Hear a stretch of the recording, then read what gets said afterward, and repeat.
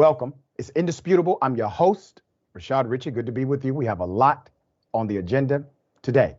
Breaking down news of the day, none other than Sharon Reed, news anchor, contributor, and Rebel HQ superstar. Should be a fascinating breakdown. First story of the day, it happens again. Silencing the voices of democracy. Now Republicans are saying that a transgender lawmaker can no longer represent her district. As a matter of fact, let's go to this. Here it is. Then to Montana. Amidst a wave of anti-LGBTQ legislation from Republicans, the state's first and only transgender lawmaker is now being silenced after she said this about their push to ban gender-affirming care for children in that state. Take a listen. If you disallow the use of the medical care that is accepted by every major medical association, if you disallow that care and don't allow people to have access to that, the only therapy left is either A, meaningless, or B, conversion therapy, which is torture. If you vote yes on this bill and yes on these amendments, I hope the next time there's an invocation, when you bow your heads in prayer, you see the blood on your hands. That was Representative Zooey Zephyr, who the Republican speaker now refuses to recognize if she tries to speak on any issue. And we should mention that ban of medical care is just one of the many pieces of anti-LGBTQ plus legislation Republicans want on the books. Damn shame. Let's put the picture up for a mass. You see, she's a lawmaker. She became a lawmaker because people voted her in. People voted her in because the Constitution mandates we have a representative form of government. This is a constitutional dynamic. You can disagree with policy. As a matter of fact, that's what the chamber is for. It is for debate, argumentation, disagreement, compromise, and then execution. It is not a prerequisite to agree in order to be heard. Montana's first openly transgender lawmaker has sued the state over the Republican-dominated legislature's decision to ban her from the House floor. Zooey Zephyr, who has been barred from even physically entering the House chamber, has sued over what lawmakers and lawyers describe as an unconstitutional censure, and it is retaliatory, silencing. Zephyr's 34. Zephyr, who took office after being elected in November 2022, sparked controversy when she criticized those of her colleagues who supported a since-passed bill that prohibits gender-affirming care for transgender youth. If you vote yes on this bill and yes on these amendments, I hope the next time there's an invocation, when you bow your heads in prayer, you see the blood on your hands, she said during a debate on the bill April 18th. Let me explain to you what she means by this, because many reporters have not either A, explained it, or B, they have explained it outside of its proper context. What she's referring to is science. Science. The reason why medical associations consider it good practice for this type of care for youth is because literally it actually decreases not only depression in youth, but also suicide. Yes. You see, when you are adversarial to the notion of who a person is, we have seen that in young people in particular, it leads them to a different path. And sometimes that path is self-destructive when not affirmed. That is the science. You don't have to like it. That is the data. Okay? So she's making an argument about life to people who call themselves pro-life. They don't like how she said it. They really don't like who said it. You see, if you're okay with this, don't get upset when they dismiss two young black lawmakers for saying something different, because it wasn't what they said that got them expelled. It was who they were that got them expelled. So let's be clear. Let's have linear logic and integrity about this. If we say nothing when they knock on the neighbor's door, believe me, they're going to knock on yours. There's more. Let's put up the Freedom Caucus. Look at them. The Montana Freedom Caucus, which the lawsuit describes as a group of ultra-conservative representatives. They issued a statement demanding Zephyr be censored, noting that the group has deliberately misgendered Zephyr in all external communications. This is to disrespect her, obviously. Now look at this crew here, okay? Number one is 90% old white men, okay? You have one woman here, and I'm going to get into that in a moment. Let's put up the speaker. He's a piece of work, all right? His character reflects his appearance. The next day, the House Speaker, Matt Rashad, a Republican, posed a question and said, I think she should apologize. But she did not. So once again, I want you to see the similarity. Keep his picture up. When Tennessee suspended 2 young black male lawmakers, it was to do what? To put them in their place. How dare you speak to us that way? Who do you think you are? A white man like us? Keep in mind, once again, this is not about the objection nor the policy. This is about who it is saying it, okay? So this guy said if she did not apologize, her comments will be considered a break in decorum, and that he would no longer recognize her to speak until he believed she could maintain decorum going forward. How ironic is that? He says, apologize or I would disenfranchise every single person that voted for you. Apologize or I would disenfranchise every single child that's in your district. Apologize to me or I will disenfranchise every taxpayer in your district. But if you apologize to me, I restore all of it. There's more. In accordance with his word, Rashad refused to recognize this elected official the next day, on April 20th, when she asked to speak on a different bill, a bill that had nothing to do with the previous bill, that would officially define sex as based only on one's reproductive system, essentially denying the legal recognition of transgender and intersex people. 4 days later, April 24th, the House voted to block Zephyr from even talking. That same day, when protesters inside the chamber chanted, "Let her speak! Let her speak!" These are citizens talking. She stood up. She raised the microphone, which did not even have sound. Around 6 of those protesters were arrested. Let's put up the Republican Majority Leader, Sue Vinton. On April 26th, the House, led by this Republican, proposed that the lawmaker be censored over the protest. 1-2 combination. Now, come back to me for a second, because I need everyone to understand what has happened. She does not apologize to the white male who's on a power trip. He says, I'm going to no longer recognize you. And then you have a different order of business, a different bill. And while proclaiming her policy directive for this bill, protesters come in. She lifts up a microphone, doesn't have sound. All of a sudden, there's a new motion from the House led by the Republican Majority Leader, Sue Vinton. All right. So Sue Vinton says, oh my goodness, I can't believe she held up that microphone. Whoa, that is such a break in decorum. And she said, we need to censor her again. The vote passed 68-32.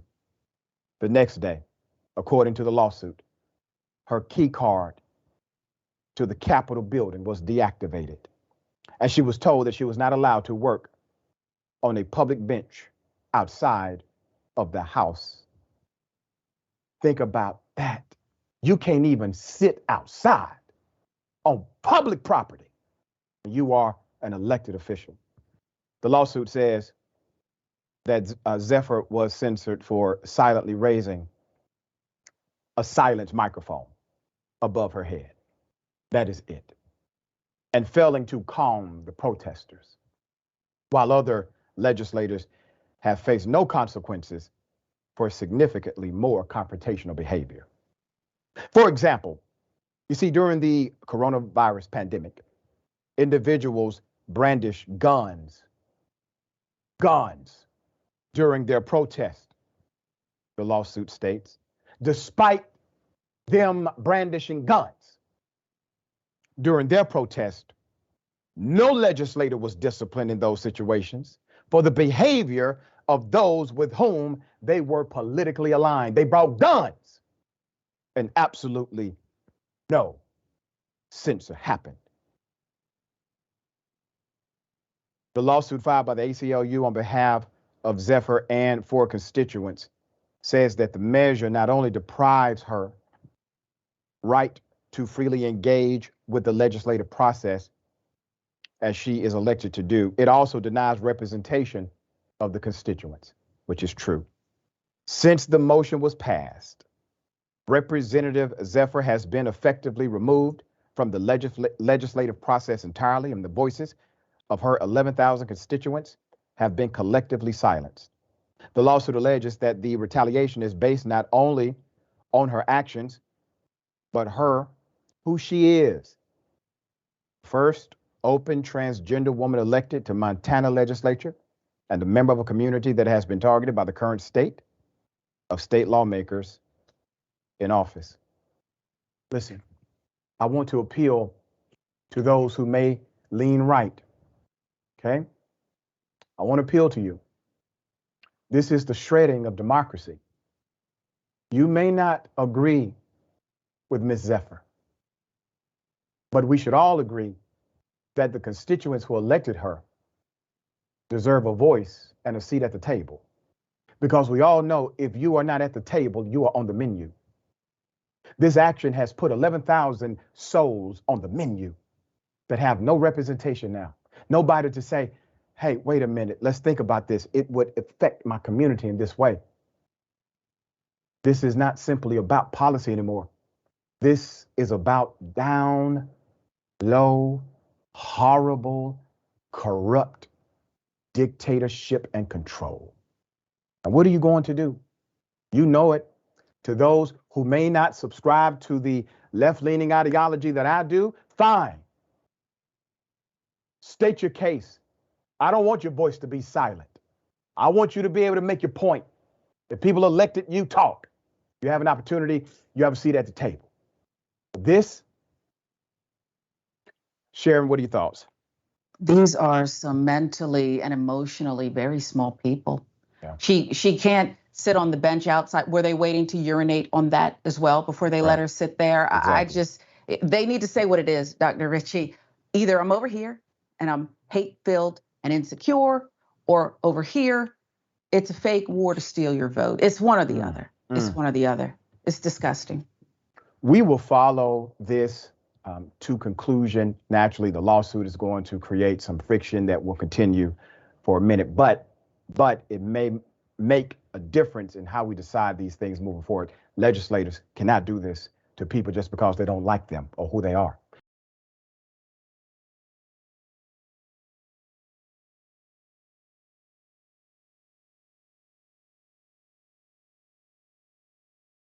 All right, we got it.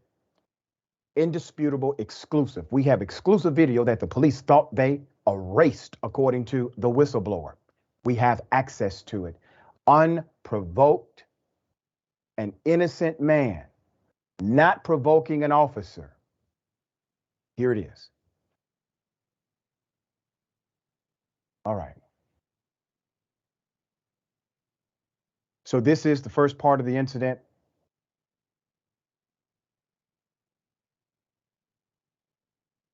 puts the gun down in order to fight. Okay.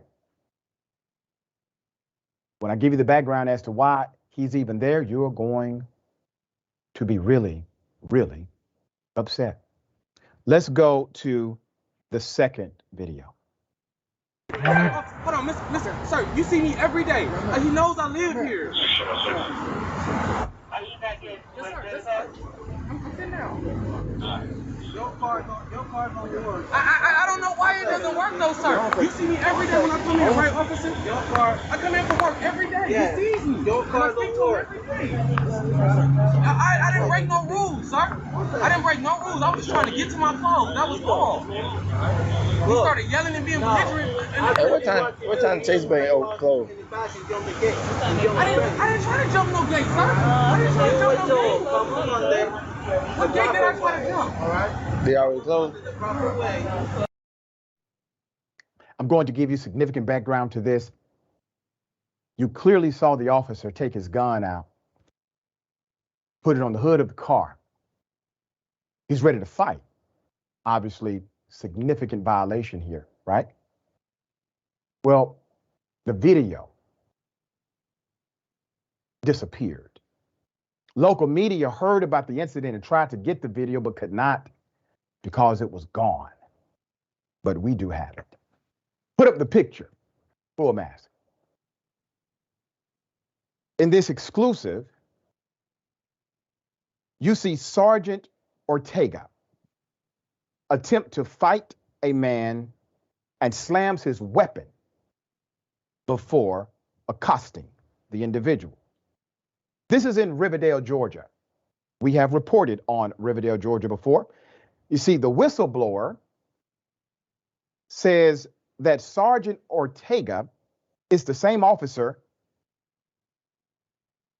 where we reported a bank robbery that was caught on video as far as the chase is concerned a few months back. If you remember that, it appeared that Sergeant Ortega was picking up money.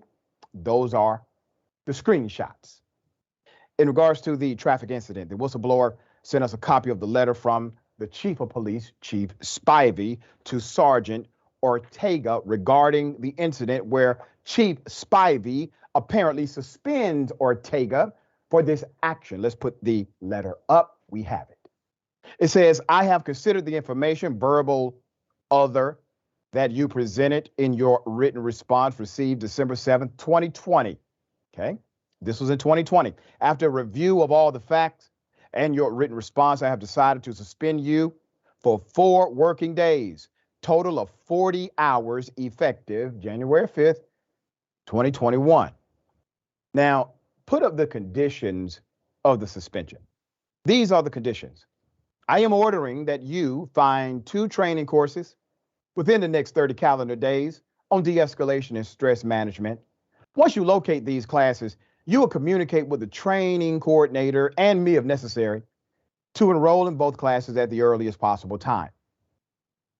If there is a delay in attending either or both classes, you must notify me in writing. You must be enrolled in both classes within 90 calendar days. Failure to complete the instructions outlined will result in severe disciplinary action, up to and including termination. I am ordering a fitness for duty evaluation by a police psychologist. You must attend a session with an identified police psychologist by December 17, 2020. It continues. Let's put it up. You are prohibited from working a part-time job at Legacy at Riverdale Apartments, aka Villages on the River, aka Chateau Village Apartments, until after February 12th, 2021. Please refer to Riverdale Police Department Standard Operating Procedure 2020, Section 49 if you wish to appeal this action. Please communicate with Captain Weathers to obtain any equipment necessary to return to duty on January 12th, 2021. So look what the chief did.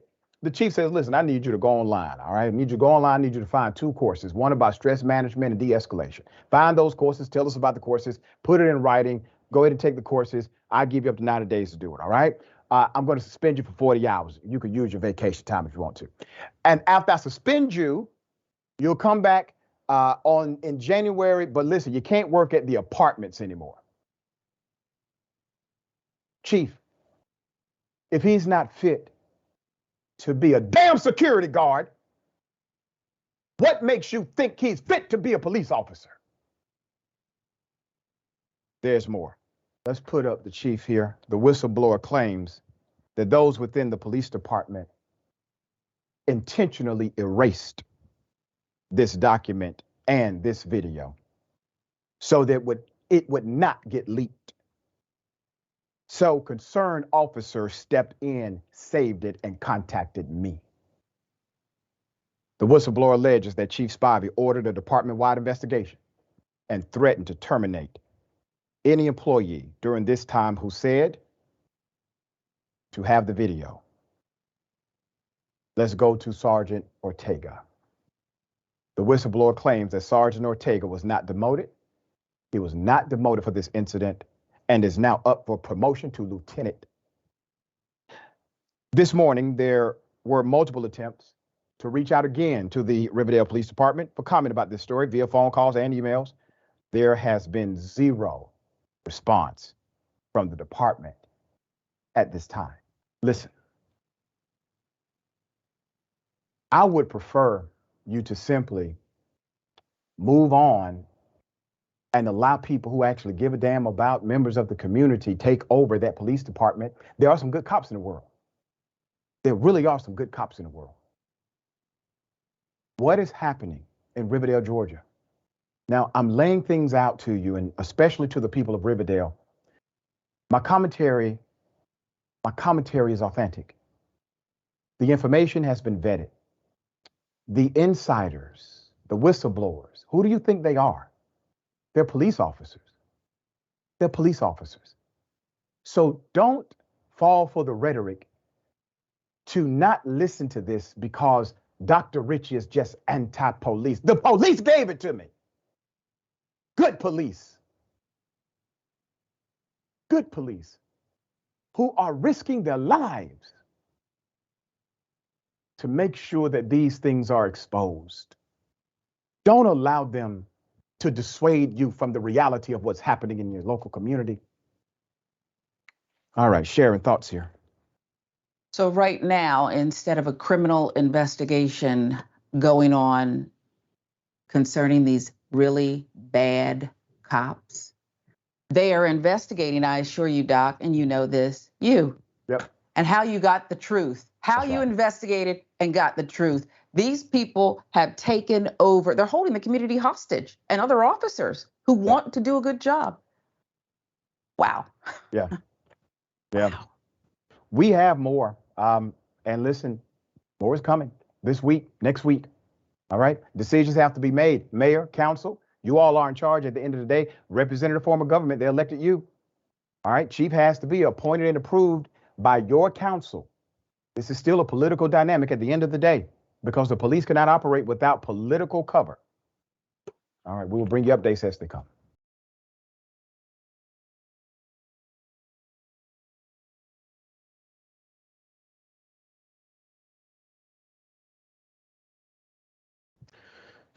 What if I told you a black waiter was forced to listen to people call him the N-word or just say the N-word loosely? Couldn't do anything about it. Let me first do this. I want to take you to the video. We'll get into the background of the story. Here it is. Story time. A party full of people wearing Confederate flag gear just tried to come eat in our restaurant. Now, when I say a family decked out in Confederate flag gear, they literally had what could have been a 2-year-old baby in a Confederate flag hoodie or whatever. And then under that, he has a Confederate flag onesie on. Like, it is never that deep, ever. And then the other people that had hoodies, hats, all this. And they're sitting in the middle of the restaurant, too, which is just a terrible coincidence.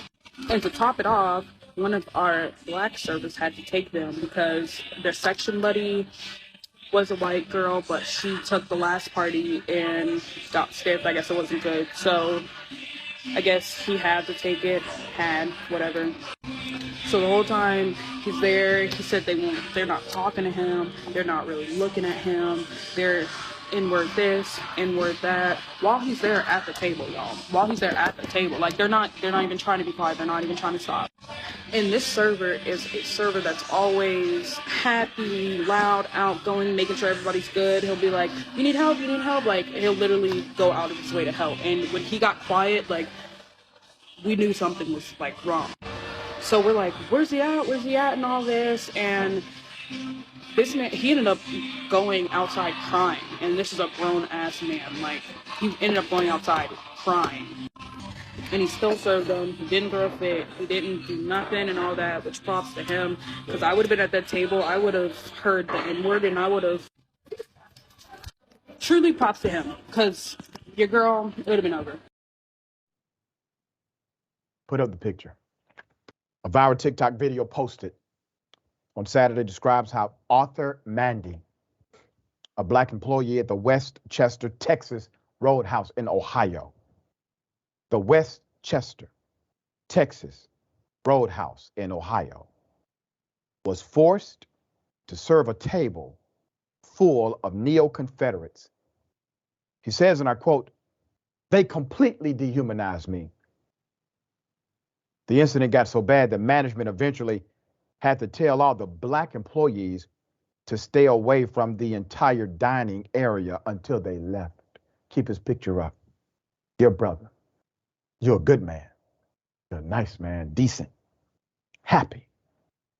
The company that decided to tell you and all black employees to stay away from the white racist patrons, that company does not respect you. I encourage you to seek employment elsewhere. Mandy, Mr. Mandy, 41 years of age, said he expected the party to be his last table for the night. A reservation was set for 11 people. But initially, only a small group showed up, including a baby wrapped in a Confederate coat. But Mandy said he didn't really notice customers' attire until more people joined the group. The rest of the parties walk again. The managers come and pull me aside and say, hey, if you have any issues with this table, let us know, Mandy said. Mandy told the Daily Beast that he properly focused in on the group when an older male customer sat down with them. I'm going to spill or whatever things that we offer, things that we have, what he may like. And he says, well, I'll tell you what, boy, just give me a water with lemon. Mandy said that he grabbed the guest water, but the man kept rushing to finish his drink to order another, as if he was challenging the waiter, consistently calling him boy, and never making eye contact. He said the rest of the party joined in on the older man's tactics, laughing and snickering throughout. Mandy said he spent 20 minutes just getting drinks. Mr. Mandy is a father of 4. Said his heart was broken when a 5-year-old child with the group was directed to not speak to him while he served the table. You know why the child wanted to speak to him? Because the child doesn't understand racism yet.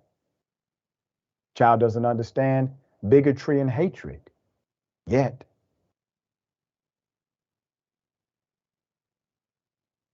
That won't be the case for long. There's more. Then his mom chastises him in front of me. And she's like, you don't need to talk. He has a job to do. He needs to concentrate. The party allegedly ordered more than $400 worth of food. But Mr. Mandy said they complained so much that they had their bill knocked down to a fraction of that, which was probably the plan before they got there, dear brother. They also continued to distract other customers in the restaurant during a busy night, loudly using the N-word and creating a scene. Mandy said it got to be so much that he had to walk outside and cry. You know, I get really upset when people try to take dignity away from you. They was trying to take your dignity, brother. And your company, your managers, they allowed it. Now I know they're not going to like what I'm saying about them. Fine. It's true. Because if your management was appropriate, they would have went to those racists and said, get the hell up out of here. Don't you ever come back, I'll trespass your ass to jail. Real simple. You can enforce those rules. It's called private property rights. Let's put it up. Here's the restaurant. Man refused to go back to the party, which upset them. They're mad. Why? Because they think he's their slave. After receiving their food, they allegedly told managers that Mr. Mandy messed up their orders, demanding they would not leave until he made another visit to their table. When they eventually did leave, they waited outside in the parking lot as if for Mandy, only leaving once a manager threatened to call the police. Threatened to call the police? Threatened to call the police. You see? Now, if you don't think this is systemic, this is cultural, that this is bias inside of our psychology, think about this. Do you believe if, let's say, black nationalists went to a white restaurant, okay, and they started to engage in conversations that were adversarial to the wait staff or that were critical or even downright rude to those around them, do you think the management would have said, hey, all white people, listen, just be okay with it. Just stay away from the table for a little while. All right, it'll be okay. No, they would have called the police. Okay. Now, keep in mind, because I don't want anyone to get it twisted. Black nationalists are not racist. But even in that context, they would have never been able to stay inside of that restaurant. Why do we play games with racist, violent people as if somehow it's something to play with? These individuals could have severely harmed Mr. Mann, and I'm sure given the opportunity that possibly could have happened. All right. Sharon, I was so upset when I saw this story. What are your thoughts here?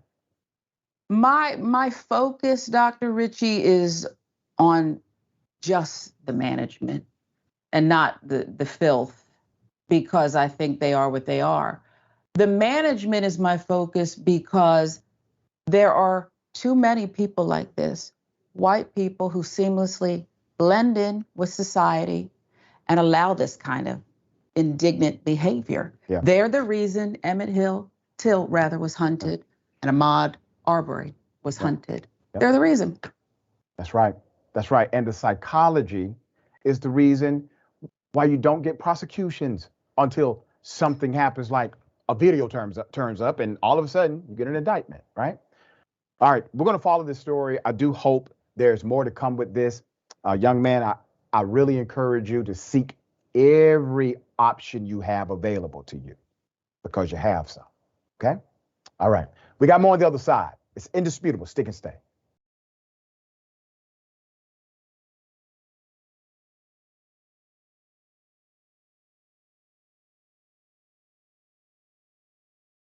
All right, welcome back. We have a lot of show left. Let me read some of these amazing comments. I'm kind of pressed for time, but I will read as many as I can.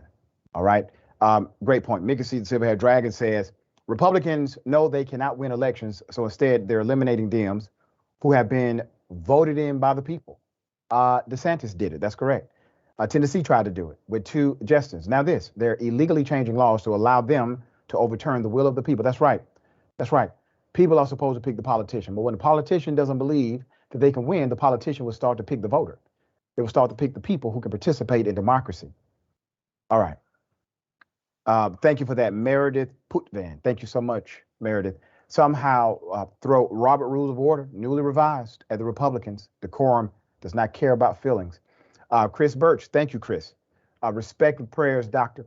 Keep spreading that good word, brother. We need it in North Carolina. I hope everything went well on your JD exams, Dr. Chris Birch. You know, and thank you for that, brother. I made all A's, man. I was actually surprised. All right. This is my first time having it down the slate. All right. So I think things are getting easier after a certain point in law school. Everybody says, you know, after a certain point, it's going to be easy. Well, hopefully we're there. Okay. One more. Neon Death 07. You know, Chief Spivey is going to tear his department apart, looking for the whistleblower why he promotes a dumbass. Exactly. Exactly. All right. Ladies and gentlemen, I wish a Karen would. You want to call the police on them for having a barbecue on a Sunday. I feel free! Back off! I'm going to tell them there's an African-American man threatening my life. So best believe I'm going to have my here. No, because I have a connecting flight somewhere. I have a connecting flight. Give me my No, give me my Give me my I want my stuff. If it's gonna go finger, give me my stuff. Give me my stuff right now. Give me my stuff. Exactly, because it's in my plane and I'm not gonna get on it. Give me my stuff. Give me my stuff. Give me my Give me my stuff. I'm gonna follow you. I will follow you with my boarding pass. I will follow you with my boarding pass. Karen, you're not you when you're hungry. All right. Let's put up the picture. Best one we could actually screenshot. So according to the narrative, this particular Karen was really upset about a delay in luggage. Well, that delay is a delay. I get it. Inconvenient, yes. But handling it that way because of inconvenience will always get you landed right here. I want to say something about the professional who attempted to inform the Karen of what was happening. Way to go. Way to go. Someone in policing should definitely look at your video to practice de-escalation.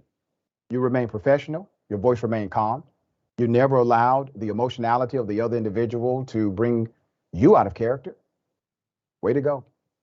Sharon, you know, there's entitlement and then there's this, well, I get it, you're inconvenienced, but extreme behavior from there. What are your thoughts?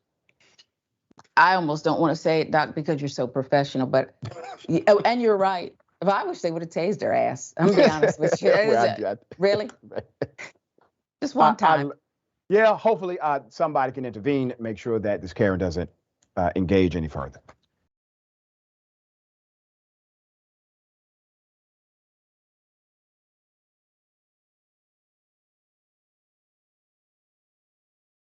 Hell of a story, all right? An ex-firefighter pulls a gun on a man over a property dispute. Put up the picture full mass. A former University of Minnesota football player, Tellis Redmond, was nearly shot in the head last Friday. Why? Because a retired Minneapolis firefighter named Eric Matthew Jaggers, 54 years of age, decided to assault this young man. He has been arrested and charged with allegedly assaulting, firing a gun, and yelling racial slurs at the victim. Redmond, 44, was driving through an alleyway in the community where Eric lives. Mr. Redmond said he saw wooden boards and other debris in the alleyway.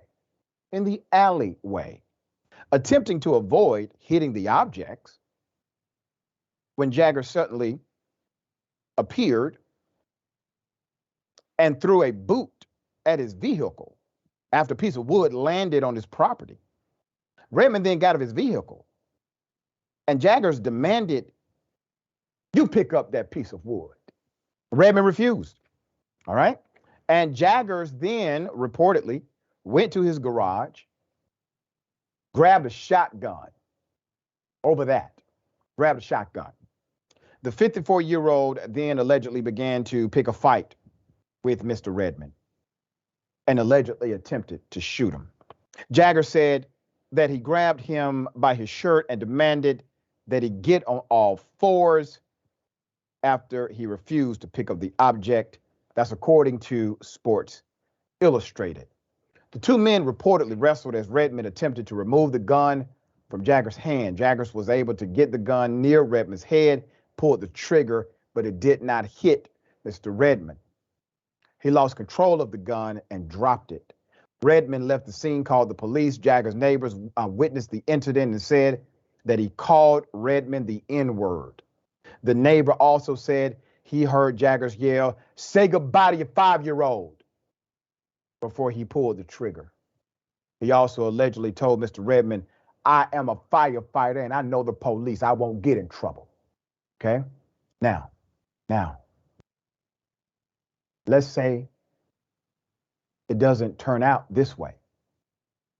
Let's say the firefighter got his wish and there's a black man dead on his property.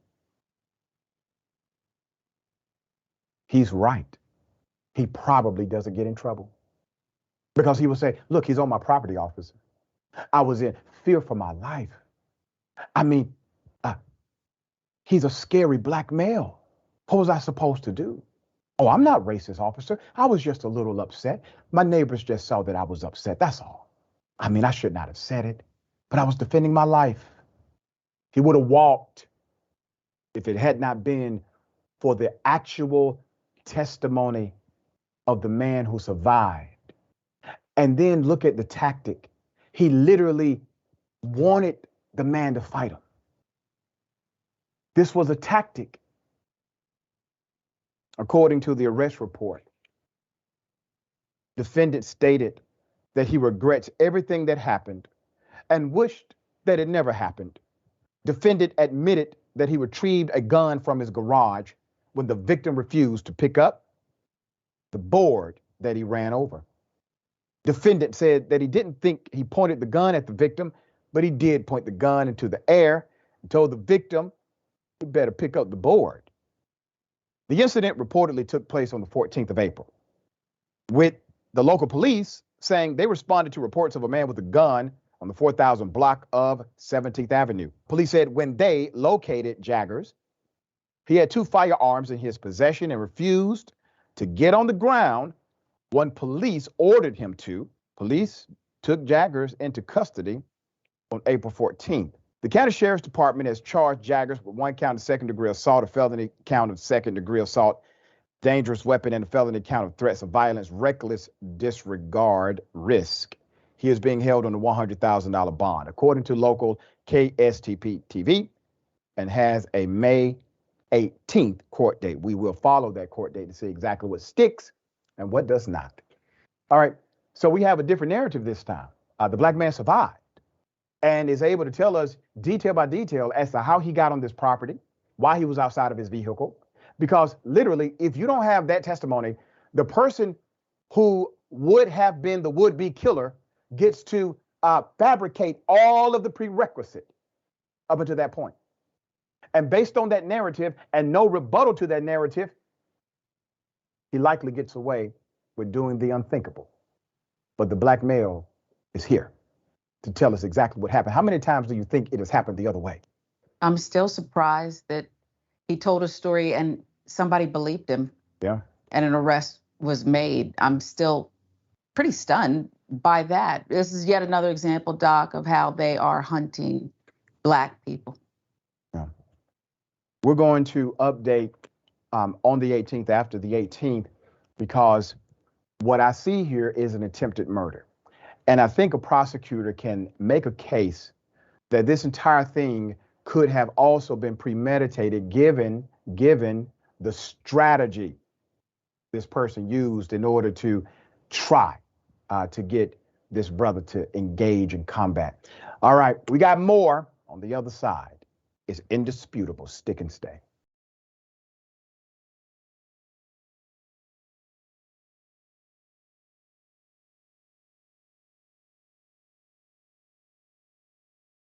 Good to be back with you. A lot of show left. Okay, let me go to these beautiful and amazing comments. I don't have time to read them all, but read as many as I can. All right. Okay. Puff the Purple Dragon. What a child this woman is. Talking about the Sharon in the airport incident. Wizard of Frobaz. I like your style. Thank you for that, by the way. Do all of these Republican, there you go, groups share the same visual diversity? Yeah, exactly. Yes. San Diego _J. See, Sharon's on board with what I was thinking. That's right. Great minds, they say. Okay.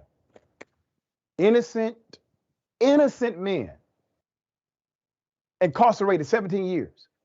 They get $140 a day for the incarceration. Massively undervaluing what the government did to them. Put up the picture full mask. This is a tragedy, but there may be hope. Juan Rayford Jr. and Dupree Glass have spent half of their entire lives in prison for a crime they never committed. Neither one of them committed this crime. Two California men who were convicted 19 years ago for a crime they did not commit have finally been declared innocent by the courts. A judge has noted that since another person confessed to the crime, their records should be wiped clean, and they should receive compensation for each day of incarceration. Dupree Glass, 36, and Juan Rayford, 37, who were locked up as teenagers, will now receive $140 for each day of the almost 17 years they served behind bars for a 2004 attempted murder case. A new law is the reason. So a new law sets each man up to receive from the state's Victim Compensation Board about $900,000 in restitution. $900,000, according to CBS News, now that their innocence has been officially declared. Let's put up the judge. This judge did the right thing. The case was brought before Los Angeles County Superior Court Judge H. Clay Jackie. This judge made the life-changing decision himself. He said, and I quote, "I find that Mr. Rayford and Mr. Glass were not the shooters, nor did they aid and abet the actual shooters." He said this from the bench, according to ABC7.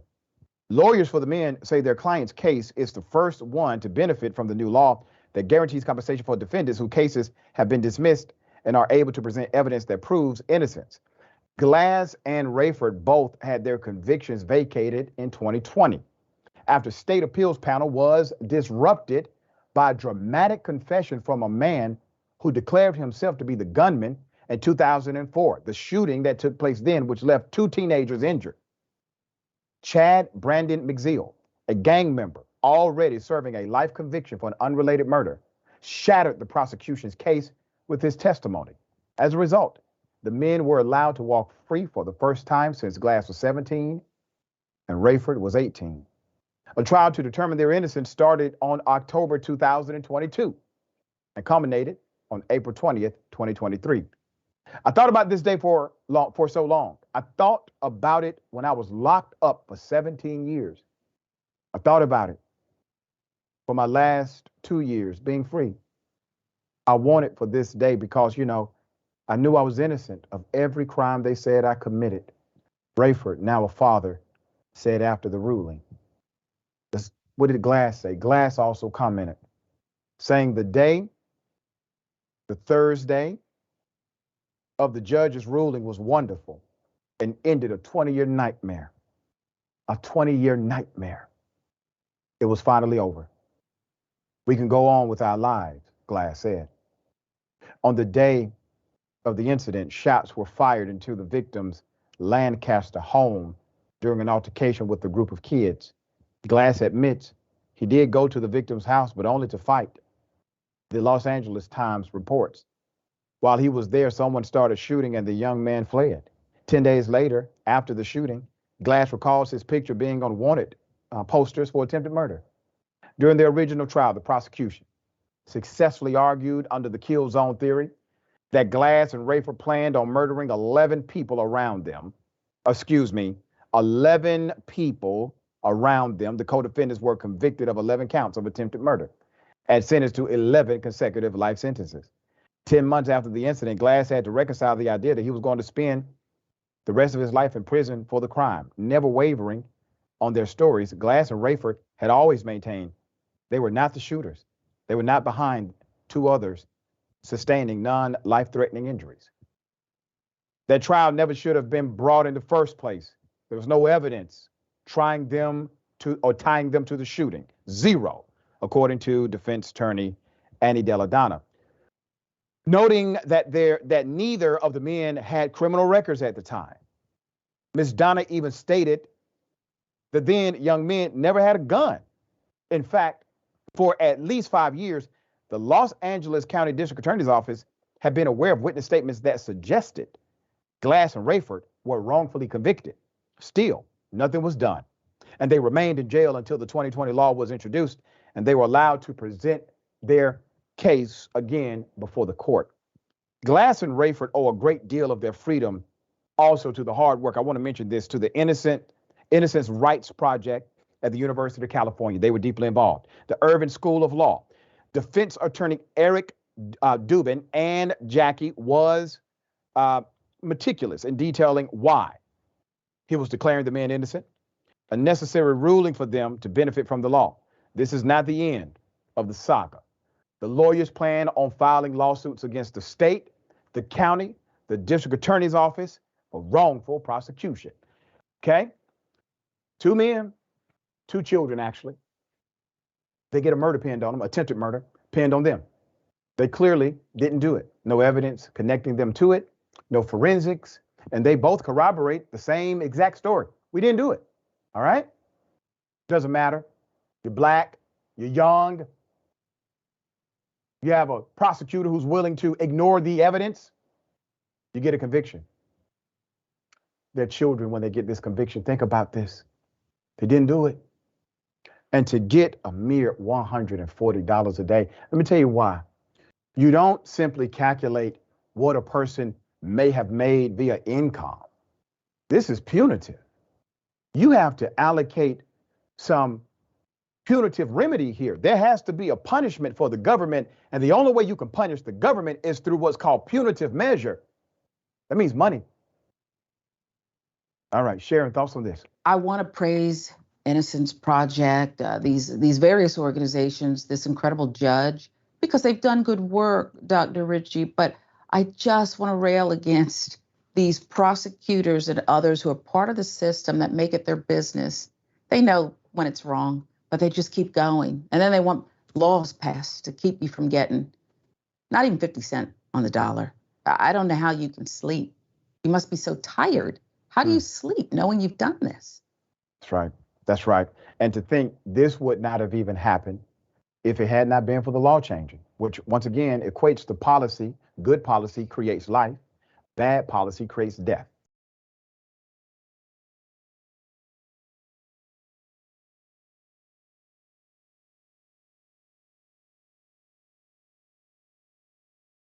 All right. What if I told you the police shoot a hostage multiple times intentionally in order to stop another person, and they are justified in doing so? They're shooting a hostage on purpose. Put up the picture. This is such a sad story. Don Davis is a Georgia truck driver. He was shot 9 times by state troopers and deputies who were trying to stop a murder suspect from holding Davis hostage in his truck. Keep his picture up. You heard me right. The police shot the man you're looking at 9 times in order, according to them, to stop the murder suspect from holding Davis hostage. However, federal appeals court has ruled the police can shoot hostages, even intentionally, if they fear for their lives, or to stop a fleeing felon. This is all quite insane. The incident occurred in 2015 when Oglethorpe County Sheriff deputies and Georgia State Patrol officers were waiting on a dirt road outside of a logging camp for a suspect, a murder suspect. His name is Ryan Arnold. Ryan Arnold was terrorizing the loggers, according to the police, and he was planning his escape. Arnold had already shot his pregnant girlfriend and left her for dead before leading police on a chase. A trooper exchanged gunfire with the murder suspect before his getaway car ran out of gas at the logging camp. Don Davis, the trucker, was getting ready to pull out with a full load of lumber when Arnold jumped in his truck with a rifle. Now, what happens? He's a hostage now. The man who's at work in his truck is now a hostage, an elderly male hostage. He fired a shot, blew my side mirror out. I thought that was my head. But look, I got lucky, Davis said. Davis picked up his phone and called 911. The kidnapper knew he was calling. So what's happening right now? Man is approaching. He has a shotgun. He shoots. It's a scary situation for this trucker. The trucker still has enough ability, capacity to call 911. Why? Because he believes 911 will come there to help him. The man who actually held him hostage refused to shoot him. The insanity of this. But the police that he called to help him decided otherwise. Dispatch records confirm. Police were told that the hostage was driving the logging truck with the killer threatening his life. So they knew he was a hostage, is my point. The subject you all are looking for is in the vehicle with him advising if he does not go where he tells him he will kill him, a dispatcher said over the radio minutes before the shooting. Some officers testified they did not hear that message, while others confirmed they knew the man driving the truck was actually the hostage. They were well aware of this, okay? 2 Georgia State Patrol troopers and a pair of Oglethorpe County deputies intentionally opened fire. And they shot the cab of the truck using shotguns, knowing good and damn well the person driving is a hostage. They aimed at the hostage, shot him. The truck was shot more than 35 times. Shooting the driver, shooting who is driving that truck will stop that truck. That's a direct quote from GBI special agent in charge. Let me say that again. The police said shooting the driver, shooting who is driving that truck will stop that truck. So they did so. Put up the picture of what they did to this man. He was a hostage. He was the victim. So I'm going to tell you something that you may not want to hear. They shot you because they were mad at him. They shot you because they were not going to let him get away or even have time to help you get away from him. So they shot you. Police reaction to the scene. Let's put it up. There's more. Davis and wife Kathy, they sued the officers, rightfully so. They sued them in federal court, had to get it out of the local jurisdiction for obvious reasons. Oglethorpe County and 2 sheriff deputies settled with the couple for a mere $195,000 as part of the court-ordered mediation, according to a document obtained through a records request. The rest of the case was thrown out by the U.S. District Court. While the shooting occurred in 2015, the U.S. Supreme Court just this week let stand a federal court ruling that police owe the hostage nothing for his medical bills for the lasting effects of the officer-inflicted gunshot wounds. When I tell you the court is so wrong on this, the Supreme Court made a ruling. Police officers are allowed to shoot hostages, not by accident. Understand the accident clause, they can damn to do anything by accident and not be held accountable. The court has ruled they can do this as a strategy, as an intent to hurt or somehow stop or maybe even kill someone they're going after, even if they have to kill or shoot a hostage in the process. Intentionally. What? Come on. Wait a minute. This violates every normal faculty of decency I can imagine. You can intentionally shoot a hostage? All right. Sharon, thoughts on this? If the Supreme Court is right, then respectfully, Dr. Richey, you don't need to go to law school. There are no laws. Just hold up one piece of paper and it says, we the police, and we do as we wish. Even George Bush wrestled with the order to shoot down the planes on September 11th. That's right. Okay. Yep. This is, you said it. It's insanity. There's something wrong going on here, and it's what do you do? I go back to our dear brother, the mayor, former mayor out of Ithaca, New York, who said, 75% of the officers that were hired or would have been hired did not pass a psychological evaluation, which means if you take that data, around 75% of cops that are policing today may not be psychologically qualified to be police officers. All right, we got more on the other side. It's indisputable, stick and stay.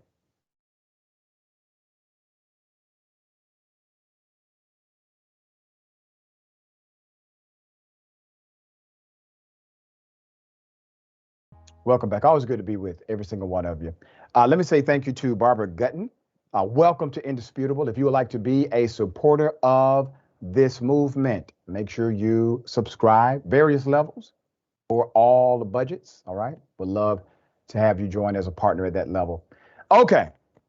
A school resource officer. All right. School resource officer caught preying on a student. Put the picture up. So this fella, all right, thought he wasn't going to get caught, obviously, from Hopkinton Police Deputy Chief John J. Porter is accused of preying on a child during his time as a school resource officer in the town school system. The 54-year-old has now been indicted on 3 charges related to the allegations. He assaulted a 15-year-old student, a child, in 2004 and 2005. He's accused of assaulting the student multiple times off of school property. He had no business even having contact with this child off of school property. This investigation has been handled by the Middlesex County District Attorney's Office and the Massachusetts State Police. The arraignment has not been scheduled. Last August, Chief Porter was placed on administrative leave pending the outcome of an investigation because these allegations came to his doorstep. As of Friday, April 28th, Porter is no longer a member of the police department. In a joint statement, the police chief, Joseph Bennett, his direct boss, and the town manager, Norman Kumalo, said, and I quote, "These alleged crimes have no place in our community or anywhere else, and we extend our sympathies to the victim." So last July, a month before Officer Porter, Assistant Chief Porter, was placed on administrative leave, he marked 30 years of service with the police department. His name was added to the police department 30 years of service award plaque in recognition of the milestone. Let's put the chief of police back up. All right.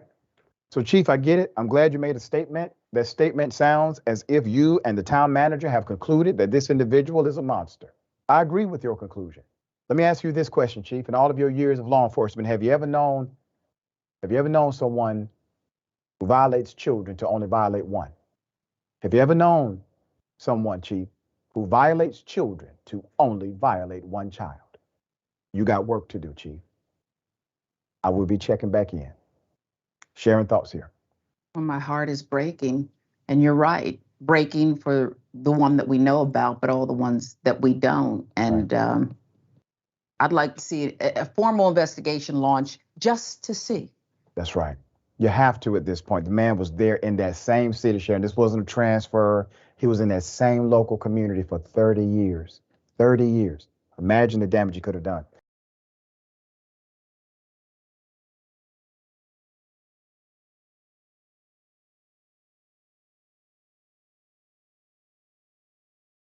Okay. Here we go. A shovel-wielding Florida woman has now been charged with hate crimes. Let's put her up. Yeah. If hate had a face. Okay. A woman in Claremont, Florida, has now been charged with a hate crime after damaging her black neighbor's house, spray painting his car, and yelling racial slurs at him. Yamil LaChapelle Ortiz was captured in security video using a shovel to damage a surveillance camera and then spray painting a swastika on a truck parked in the neighbor's driveway. Let's put it up. This is what you call a horrible neighbor. She did all of this, to her neighbor, Matthew Roberts. So Matthew Roberts caught this individual causing the damage on security camera just before it was smashed. You're looking at it. She broke the glass there in the front window and sprayed the swastikas all over my truck, her neighbor, Matthew Roberts said, adding that Ortiz has been harassing him and his family for months, as well as shouting racial slurs at them. I'm pretty sure this approach she took to me was because of my skin color. She's made comments calling me black. Go back to my third world country, telling me I'm a human trafficker, Roberts said. Roberts then revealed a history of tolerating her racist behavior. He also said, listen, he has taken video with his phone, with his cell phone, of her verbally abusing him, calling him racial slurs. Go back to Africa, little. Go play the victim somewhere else, Ortiz can be heard yelling in the video. Police said that Ortiz claimed that Roberts shaved her head, raped her, and killed her baby, according to the arrest affidavit. Police said those things were found to be not true. It does hurt because I love everybody, Roberts said to Fox 35 News. To treat me like that for my skin color is hurtful because I spend literally half of every day of my life helping people. Ortiz was arrested and charged with criminal mischief, with a crime enhancement, and resisting arrest. Roberts estimated the damage to his property to be about $7,000. That's a bona fide felony according to the state statute. Ortiz was arrested on April 25th, and was being held at the Lake County Detention Center. She has a bond of $5,000 only. $5,000. Go through a bonding company, you give them $400 or $500, they let you out. But she's scheduled to be in court May 22nd. We're going to follow this court case.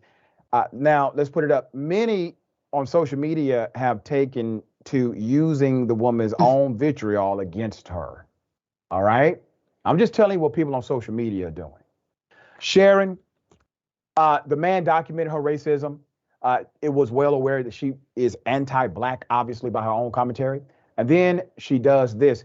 Now, if somebody was there, think about it. That could have ended even worse if there was a confrontation. All right? What are your thoughts? This is the scariest movie ever. Yeah. And she does look a little like the Geico man. And I understand that that's ugly and we don't want to name call, but she started it, I guess, Doc. Yeah, she started it, so. Yeah, listen, I don't have any problem not taking the high road. I know a lot of people say, you got to take the high road, Doc. No. I take the same road you came traveling on. Toll road. That's toll it. road. Yeah. That's it. Don Lemon, Tucker Carlson, possibly a show together. I don't know. But they're texting each other according to a new report. Let's put up the picture full mass here. I have an interesting story to tell you. Let me first start with the obvious. This would probably do very well as far as ratings. The challenge is everyone knows Tucker Carlson does not believe what he says. Don Lemon does, but Tucker Carlson does not. All right. So could a blossoming kinship forged in the fire of unceremonious dismissals on the same day be developing between Tucker Carlson and Don Lemon? Maybe. That's one of the big takeaways from Brian Stelter, let's put him up, who reports for Vanity Fair. Now remember, Brian is a former CNN host. So he reports for Vanity Fair now, and he has reported that the two men, in addition to retaining the same entertainment lawyer, have reportedly exchanged several text messages in the last few days. The content of those messages, not yet known. Let's keep his picture up. Brian was actually at the same party as Don Lemon on Friday night. I know this because I was there. Don Lemon walked in, the CNN CEO was in that building too. Don Lemon walked in like he was the CEO of CNN, okay? There were words exchanged with Brian, Stelter, myself personally, everyone who Don talked with was in front of everybody in the crowd, all right? It was a party. So all of a sudden, I get tagged on social media because of this, okay?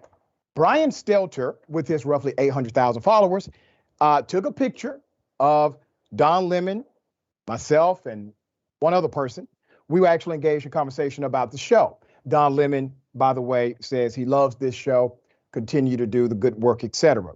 We exchanged pleasantries. And Brian Stelter tweeted, lots of media parties in D.C. tonight for the White House Correspondents' Dinner weekend, and lots of buzz about Don Lemon's appearance at the UTA party. So let's highlight some of these dynamics. On Fox News, Carlson intentionally mispronounces the name of Don Lemon. He calls him Lemon, all right? He's been doing this for years. Sneered at Lemon's comments about being a black man in America and labeled Don Lemon a guy who makes millions of dollars a year from presiding over a show that's failing. Just about 2 months ago, Carlson called Lemon dumb and kind of crazy. So let me just say this. I'm not antithetical to these gentlemen working out whatever type of show they choose to, if that's even on the table, all right? But I will say this. That needs to be the first thing we address on show one. All this trash talking you have done over the years. I doubt Tucker Carlson wants to have that conversation. There's more, all right? So Don Lemon, interesting. So as Stelter notes in his article, in his report, Carlson and Lemon have bashed one another on the air. Carlson has intentionally mispronounced the name. And also, Lemon once called Carlson's claim that white supremacy is a hoax one of the dumbest things he has ever heard. Wow. Okay, who saw that coming? Okay, who saw that coming? Now, there are shows that were at least moderately successful that dealt with push and pull. The entire show was based around debate rather than simply being an echo chamber. That's why I work really hard to make sure I have opposing views in the bullpen, because I think it's important for the conversation and for you. All right, we'll see what happens. Ricky Smiley, dear brother, you've been a major famous Hollywood guy for a while. All right, is this just buzz?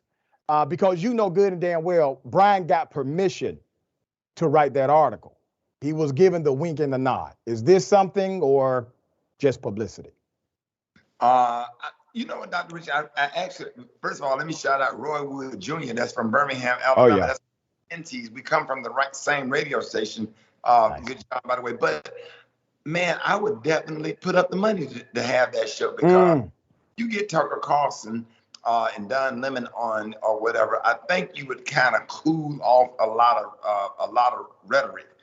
Don Lemon bases stuff off of facts or whatever, and so now I think it'll bring like a balance, so to speak. You know, because if you get on there with Don Lemon, with Tucker Carlson and Don Lemon, and they have a show together, I think Don Lemon could articulate a lot of viewpoints that us have from the civil rights movement and us from the left or whatever. And Don Lemon will hold Tucker Carlson accountable to some of his dismissiveness of some of the things that people like myself and yourself go through, you know, just being a black man.